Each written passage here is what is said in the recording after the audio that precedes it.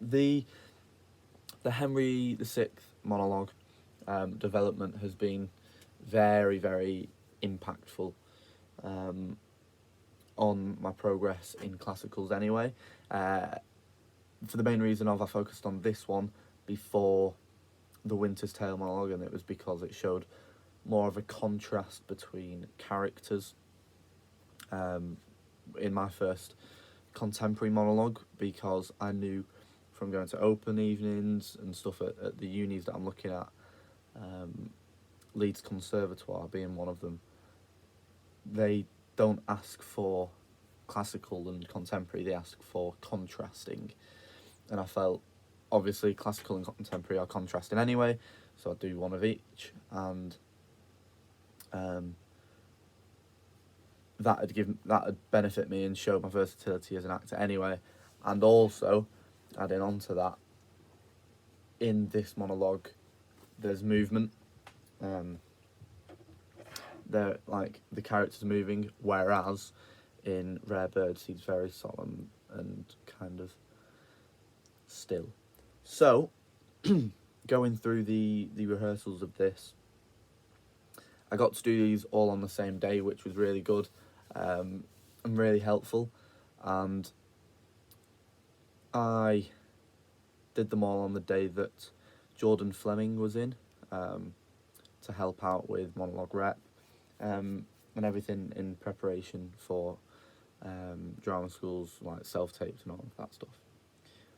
I was comfortable with Jordan anyway through previous lessons, so I knew him and I trusted him, and I trusted the way he went about stuff. So I kind of went about this development a bit different to Rare Birds or what I will do for The Winter's Tale. And the reason for this was obviously I learnt the script and I knew that I wanted movement in it, and the context of this piece, which I said in the explanation anyway, is that he's a king that hasn't had much responsibility in his life, as he got on the throne very, very young. He never had that responsibility, and he's never had it since.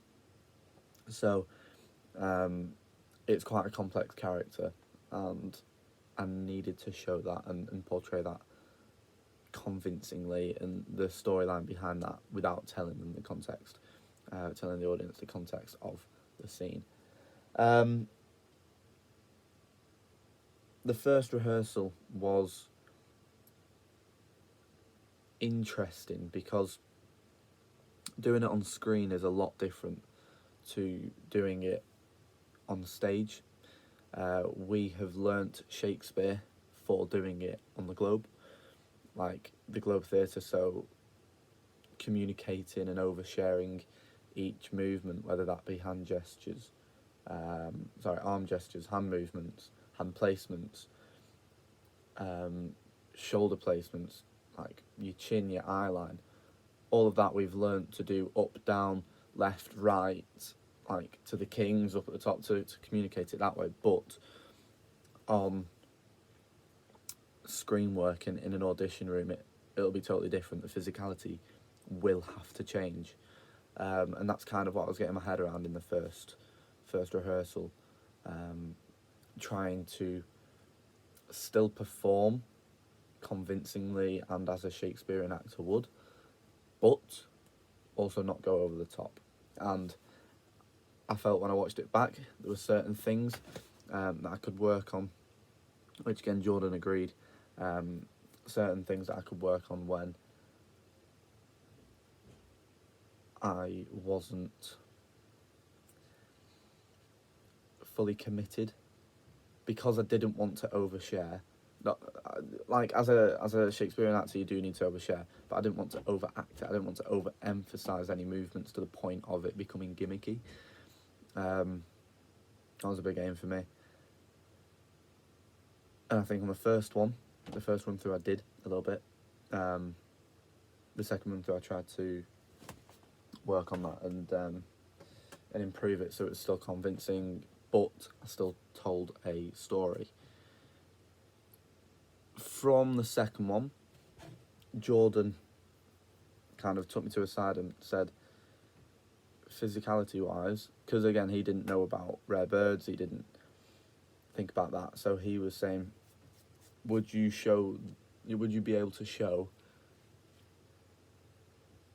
the same kind of characteristics of Henry whilst showing he's a king? One thing he also mentioned was at the start of the piece, because the first line in the monologue is, "This battle fares like to the morning's war."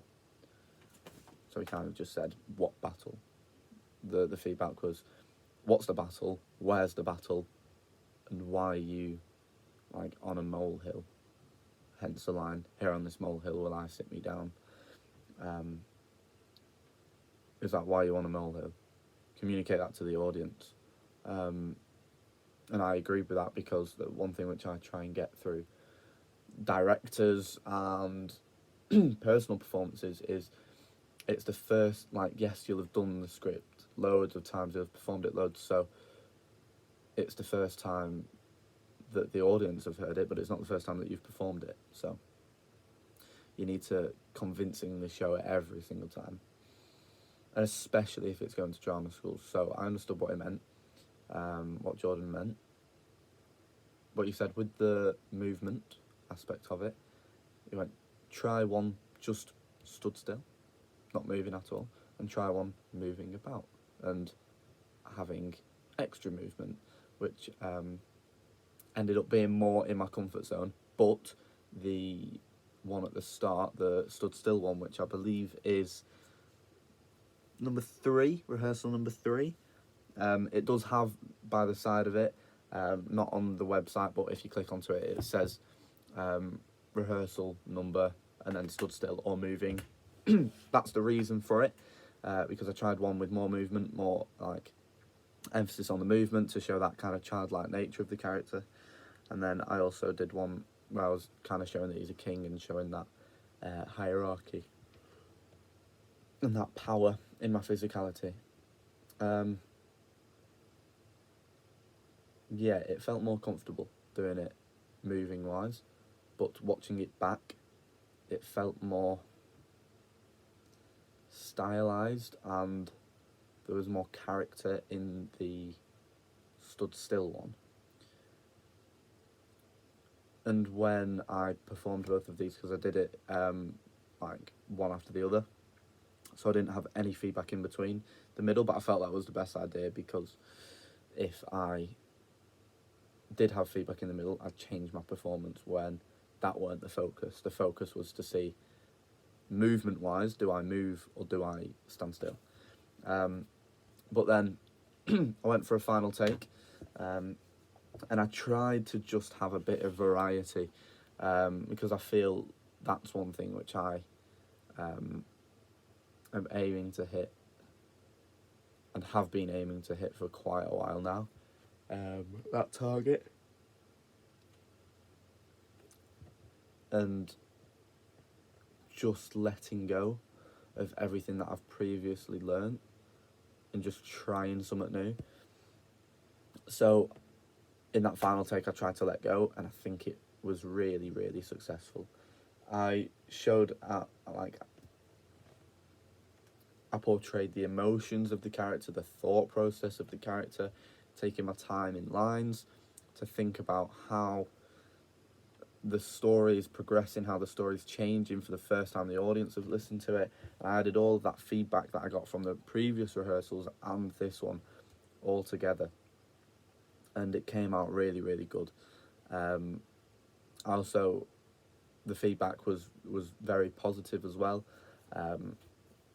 and Jordan just kept saying that it was a massive breakthrough moment, that I need to keep this momentum up, which I can do through the other monologues as well, because I tend to fall into the same kind of arm gestures and the same movements because I block it out in my head, and that's how I learn it.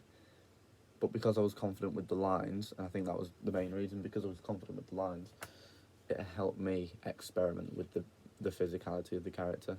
Because vocally I can say that fine, and I can do it in the iambic pentameter, and all of that is okay. It's just about trying something new, and I think I did that in this piece. And you can see a massive difference between even rehearsal number 1 and then this final rehearsal, this final take, which I will be sending off to unis who ask for that. So yeah, that's my reasoning behind the development, and obviously there's the rehearsal footage there. I didn't want to ramble on, so that's why it's still 10 minutes. But yeah, I believe I've covered every point there, with feedback, with justification, etc., etc. So cool.